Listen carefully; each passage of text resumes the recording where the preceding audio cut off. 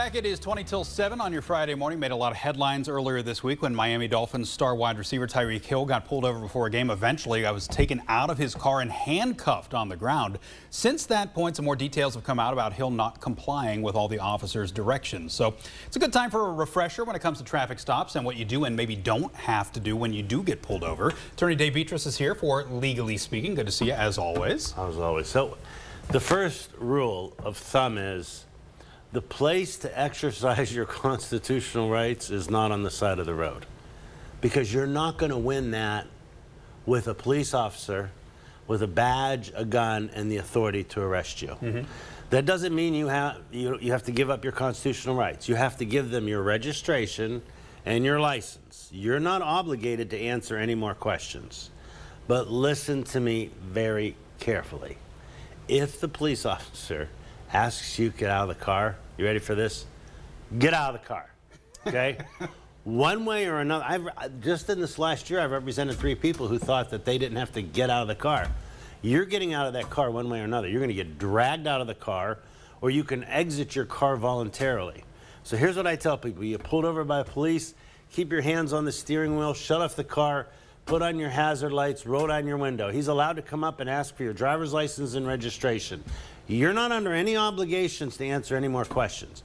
If he says, where are you going? You could say, I'm not obligated to answer any more questions. I'm not trying to be rude. I'm just not obligated.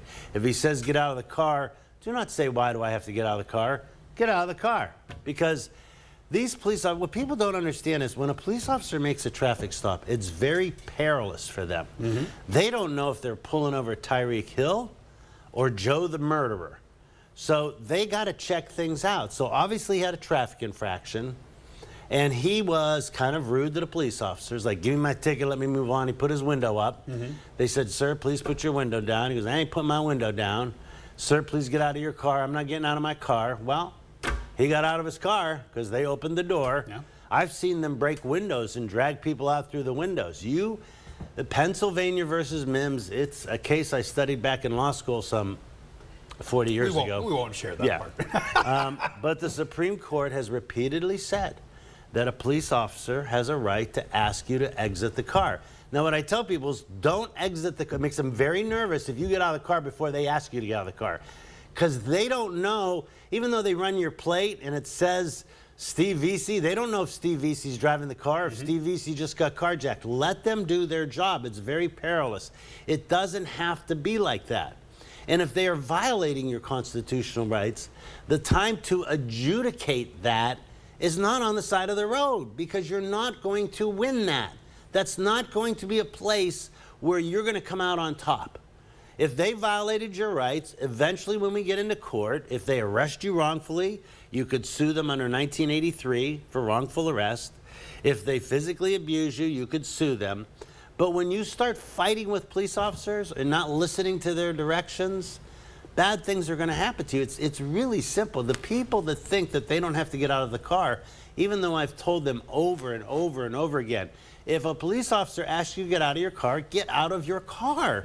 It's that simple. You don't have to be rude to them. Like, you know, all you're going to do is escalate the situation. Try to de-escalate it. If they said, if you have anything to be drinking, you're not allowed to lie to a police officer, but you don't have to answer a question like that, okay? Have you been drinking, sir? With all due respect, I gave you my license and registration. I'm not answering any more questions.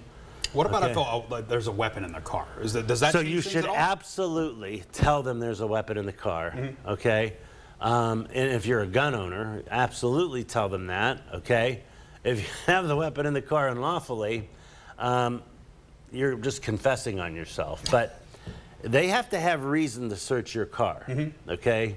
They could pat down the car, they can pat down you if they have a reasonable, articulable suspicion. So when they pull you out of the car, they're gonna do a quick pat down, make sure you don't have any weapon. They're gonna ask you to keep your hands. You know, I've seen people get pulled over, they put their hands in the pocket. That makes the police very nervous. They don't know if they have a knife in there, a gun, pepper spray, whatever. Police officers, you know, they go to work every day and they don't deal with usually Joe Citizen. They deal with people that are committing crimes. And they just want to do, most police officers just want to do their job and do it right. And people can escalate or de-escalate situations.